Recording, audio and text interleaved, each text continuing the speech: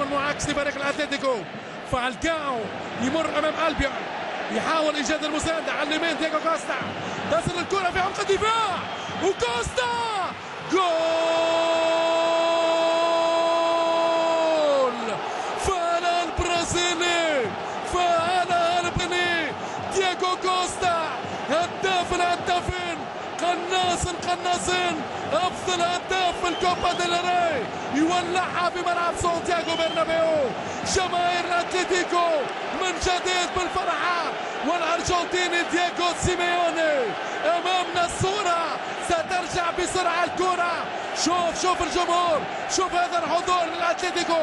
كره من جابي على دور رادامال فالكاو في عمق دفاع الريال، ودييغو كوستا هو الماهر، هو القناص. يساريه برازيليه في الشباك الاسبانيه، والتعادل، الاثاره وقمه التشويق في ملعب سانتياغو برنابيو.